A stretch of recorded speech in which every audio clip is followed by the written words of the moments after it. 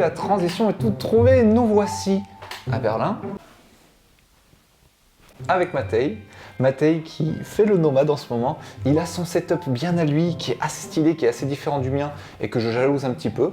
Donc on va parler de tout ça. Cette vidéo fait suite à la vidéo de la semaine dernière où on abordait le setup optimal, minimal à avoir quand vous travaillez en full remote. C'est une vidéo qui vous a pas mal plu, c'était assez cool à faire, on avait bien rigolé et j'avais prévu de faire cette deuxième partie dans la même vidéo, mais finalement ça va être trop long. Bref, on commence cette nouvelle partie. Bonjour Matej. Bonjour Ben. Bienvenue à Berlin, c'est un plaisir de te recevoir. Merci. Dans mon bureau. Content d'y passer quelques jours. Tu te sens bien pour travailler ici? Écoute, j'ai connu mieux, mais on est pas mal, J'ai mon petit setup. On va tout arranger bientôt. Pour l'instant, on est en système D, mais ce n'est que le début, ce n'est que provisoire. Bon, on va pas faire trop de détours. Moi, mon setup de nomade idéal pour l'instant repose sur deux choses. Il repose sur le MacBook Pro 16 M1, le tout dernier, là, parce qu'il a une autonomie de port, il a des capacités de dingue.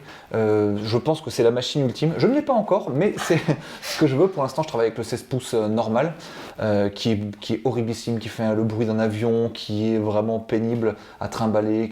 Je déteste cet ordinateur. Mais voilà, mon idéal ultime, c'est le MacBook Pro 16. Je pense que le 14 pouces tout court fera le taf amplement. D'ailleurs, c'est peut-être un peu sur quoi tu lorgnes, toi? Ouais, j'aimerais bien un jour, ouais. À voir. Ce sera plus léger à trimballer que... Ouais, carrément. Ouais. Donc voilà, pour nous, on part sur des Macs comme ça. Maintenant, le deuxième point qui est super important pour moi, c'est un casque à réduction de bruit. Parce que quand vous travaillez dans les coworking ou ce genre de bail, vous avez toujours besoin de faire des réunions, déjà pour commencer. Donc c'est cool d'avoir le micro du casque. Et la réduction de bruit, dans le coworking, c'est quand même... trop bien. Ouais. Et puis de même manière générale, quand tu te mets à voyager, prendre l'avion avec la réduction de bruit, c'est le plus grand bonheur sur Terre, alors que le prendre sans, c'est le plus gros enfer, quoi. Tu valides? Ouais, je valide, tu m'as converti, j'ai acheté le même que toi du coup, et je peux plus en passer, quoi. Je le trouve génialo. C'est le Bose 300 ou 600, 700, je sais pas, 700, ouais. Ouais. J'y étais pas. Mais voilà, c'est le Bose qui fait un taf remarquable de malade. Ouais. Nous, on est vraiment satisfait. Il y a plein de gens qui parlent du Sony à la place, là. Moi, je l'ai mis sur ma tête, le Sony, il me fait mal sur le dessus du crâne, il me fait un peu chier. C'est pour ça que je suis plutôt parti sur celui-là, que je trouve plus confortable, plus léger, et surtout, voilà, USB-C. Bon, je sais que Sony l'a aussi, mais à l'époque où j'ai acheté celui-là, Sony n'avait pas le recharge en USB-C, c'était l'USB normal. Et non, moi, je veux tout en USB-C ou rien, quoi. Ouais, carrément. Donc voilà, ça c'est pour moi les deux trucs principaux de mon setup. J'ai pas besoin de grand chose de plus quand je suis en nomade. Par contre, Matej enrichit un petit peu le game et pour ça je vais le laisser présenter un petit peu son setup. Du coup, c'était après lié à mon taf. Moi, je suis designer, pas développeur, donc j'ai peut-être des besoins un peu différents. Mais en tout cas, c'est la configuration qui me plaît le plus en ce moment. J'ai vraiment besoin de deux écrans. Moi, je me sens beaucoup plus productif quand j'ai deux écrans d'ordinateur. Moi aussi, hein. Ouais. Moi aussi, avec deux écrans, c'est mieux quand même. Donc j'avoue que ça me plaît bien ce test. Et donc, j'ai cherché pas mal de solutions. Au début, j'avais un petit iPad que j'ai à la maison qui est un 11 pouces, avec un petit software, je pouvais le brancher à mon Mac, mais ça me faisait un trop petit écran et c'était vraiment une solution un peu qui me convenait pas incroyablement bien. Et du coup, en fait, j'ai réussi à trouver pile ce qu'il me faut. Donc, c'est un écran secondaire qui se branche en USB-C. Donc, qui n'est pas un ordinateur ni une tablette, qui n'est rien d'autre qu'un écran externe qui se branche en USB, directement sur l'ordi, donc c'est l'ordi qui le recharge, et c'est un 16 pouces avec une qualité d'écran qui est largement convenable pour un écran d'appoint, quoi. Et je trouve ça super, quoi. Ça me suit partout depuis 1 an et demi maintenant, je crois, et je ne pourrais plus m'en passer. Et ça a l'air méga léger, ce qui est assez cool. Moi je trouve ça assez stylé. Ouais. Ça m'a bien plu tout ce que tu m'as montré, ça se glisse dans le sac super facilement c'est cool. L'objectif, je pense, quand on est nomade, c'est que ça rentre tout dans un sac à dos sans que ça pèse 2 tonnes et que ce soit un peu trop lourd, quoi. Ouais. Vous verrez à la fin de la vidéo que le setup idéal que je préconise en nomade, finalement s'appuie sur cette solution et un mix d'un truc que j'adore moi de mon côté, donc je reviens dessus à la fin de la vidéo. En attendant, j'avais pensé à faire ça aussi parce que du coup je m'étais acheté un MacBook M1R d'appoint pour pouvoir streamer le contenu de ma machine principale, et du coup je me disais que j'allais aussi pouvoir faire une sorte de dual screen comme ça en utilisant la nouvelle mise à jour d'Apple qui permet de relier les deux ordinateurs avec un câble USB-C, et ce qui fait que tu peux utiliser ton deuxième Mac du coup en écran externe. Voilà, c'est une feature que j'ai pas encore testée, mais c'est peut-être éventuellement ce que j'avais prévu de faire. Mais bon, ça t'impose à te trimballer un deuxième MacBook sur toi qui peut être assez lourd aussi. J'avoue que ça c'est beaucoup plus léger et peut-être un peu plus cool. Ouais, carrément, carrément. Donc ça c'est validé carrément. Toi t'as un écran, t'as un clavier externe? Ouais, bah en fait, comme j'ai les deux écrans et moi j'aime bien utiliser à gauche et à droite, du coup j'ai jamais le MacBook qui est centré, qui est proche.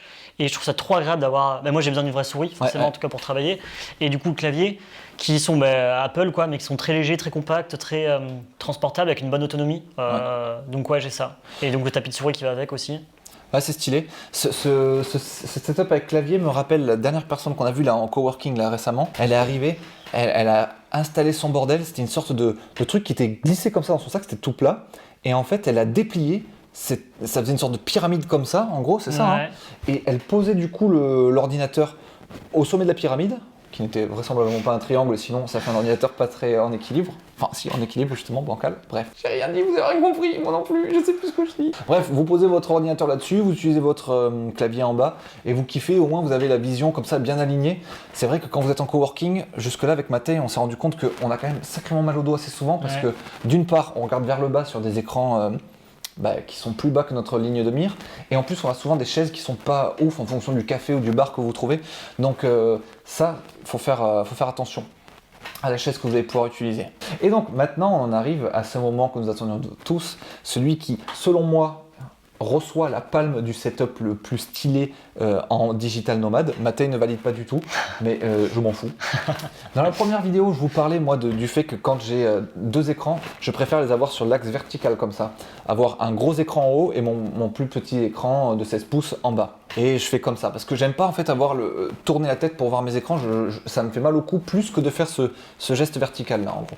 Voilà, c'est question de préférence, mais si vous êtes comme moi et si vous préférez ce setup aligné comme ça, eh bien on a trouvé une solution qui fait exactement le lien entre les deux, qui m'a été envoyée par quelqu'un dont j'ai complètement oublié le nom sur Instagram, mais que je remercie énormément parce que c'est une révélation pour moi.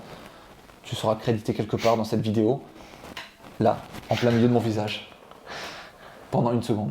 Merci beaucoup à toi, et voilà ce que c'est le setup. Du coup, vous avez cet écran secondaire comme là, Mathé, qui est monté sur une espèce de petit tripode de caméra tout pourri, mais en tout cas c'est super léger, super light, c'est cool. Ça vient se caler au-dessus de votre écran de Mac, et pour moi c'est génial parce que c'est exactement le setup en général que j'ai à la maison, en un peu plus petit compact, parce que c'est pas un écran de 27 pouces, c'est un 16 pouces, mais c'est méga stylé, et en plus vous allez en espace de coworking, vous n'êtes pas méga imposant avec vos deux énormes écrans là qui fait souvent vision de cheval. Les œillères. Tu te retrouves avec deux écrans gigantesques qui te font des œillères, je déteste. Donc c'est assez stylé. Tac tac. J'imagine que ça coûte que dalle en plus à mettre en place. Et donc c'est probablement... Aïe! Je me suis fait mal, je sais pas comment. Mais c'est probablement la solution que je vais développer. Et je vous en parlerai, bien entendu, je ferai une vidéo quand je l'aurai. Pour l'instant, je n'ai rien. Je n'ai rien. Alors, petite édite tout de même. Juste avant que je sorte cette vidéo, j'ai reçu hier ces trois éléments qui composent le setup. Du coup, il y a ce petit pied. Et alors, si c'est si cher, c'est que c'est robuste de ouf. C'est 30 balles, mais c'est genre en acier trempé vitaminé, thermal fusion. Ça veut rien dire du tout, mais en gros, on sent que c'est méga solide, assez robuste, assez rigide. Là, ce qui est cool, c'est qu'il y a une sorte de petite vis. Je vais essayer de me dégager de la caméra pour que vous puissiez voir. Il y a une petite vis avec une espèce de poussoir qui fait que on peut adapter les deux tailles de vis les plus standards. Ensuite, on a deux autres éléments. On a d'une part le truc qui va permettre de tenir votre écran. Alors ça aussi, c'est 30 balles, ça paraît super cher, mais en même temps, il faut que ça soit bien robuste, bien solide, parce que quand même, vous accrochez un écran au-dessus de votre autre écran, donc vous voulez pas que le truc lâche ou tombe, parce que ça va faire des gros dégâts sinon. Assez lourd aussi, on sent bien le poids de la qualité et de la robustesse. À l'intérieur, il y a des petits pads en plastoc, histoire de ne pas abîmer les choses. Une vis bien rigide ici. Et là, ce qui est cool, c'est que vous pouvez le monter avec une vis, ou alors vous pouvez le glisser dans ce genre de matos là, tac, comme ça. Et là, après, vous avez juste à serrer ici. Voilà. Et là, le truc est robuste, et après, vous pouvez tourner. C'est un ball head. Les gens du métier de la vidéo connaissent ça très très bien. Dans la vidéo, j'ai oublié de vous présenter le fait que vous devriez aussi acheter un ball head, parce que ça tout court plus ça au-dessus, c'est pas assez haut, ça dépasse pas assez votre écran. Donc avec le ball head, vous gagnez les quelques centimètres qui vous manquent pour dépasser votre écran, et surtout après vous pouvez orienter ça comme vous voulez dans n'importe quelle direction. C'est le principe d'un ball head.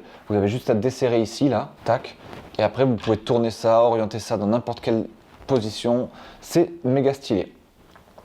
Voilà, donc un peu cher, mais je pense que ça vaut quand même le coup parce que vous voulez de la robustesse dans ce genre de cas. Vous voulez pas un matos hyper chiant qui va se péter la gueule en permanence et tout, ça va vous rendre fou, ça va faire des rayures sur les 2 écrans, ça serait quand même assez pénible. Malheureusement, avant de sortir cette vidéo, je n'ai pas reçu l'écran que je recevrai probablement dans 2-3 jours. Suivez-moi sur Twitter si vous voulez une réaction à chaud de tout ce bordel, je vous dirai ce que j'en pense dès que je reçois, bien entendu. Je rends la parole à Benjamin du passé. Veux-tu ajouter quelque chose, Matej, pour les gens qui nous regardent? Non, mais je pense que ouais, il n'y a pas de solution parfaite, surtout à trouver une solution adaptée à ses besoins. Il s'agit juste de trouver un truc qui vous correspond en effet. Voilà, Matej et moi on n'a pas les mêmes métiers pour commencer. Ouais. On n'a pas les mêmes attentes et puis même on n'a pas les mêmes positions de corps par rapport à une table. Genre moi j'ai un putain de long dos, c'est assez chiant, lui il a un dos un peu moins long. Ouais, carrément. C'est un peu mieux. Et du coup, voilà, on s'organise pas de la même manière. Mettez dans les commentaires vos setups à vous. Puis voilà, dites-nous si vous êtes d'accord avec nous ou pas. Et Matej, j'imagine que là que tu es dans la vidéo, pour une fois, tu vas faire une thumbnail qui tabasse. Peut-être que je vais essayer. Je le hais. Non, je l'aime beaucoup. Il me fait un taf de malade. Trop bien pour toutes les vidéos. Et donc merci pour une fois que je peux te remercier en vidéo. Ah, c'était avec plaisir, Benjamin. Merci Matej. Qu'est-ce qu'elle nous a dit d'ailleurs, la serveuse, dire justement, on s'est dit merci Benjamin, merci Matej devant elle. Elle nous a trouvé trop mignons. C'est ça, hein? Ouais, je crois. On a fait oh, so cute. On a fait, bon, merci. Merci Matej, c'était un plaisir. C'était avec plaisir, Benjamin. Allez. À très vite. À très vite. Salut à tous. Ciao. Ciao.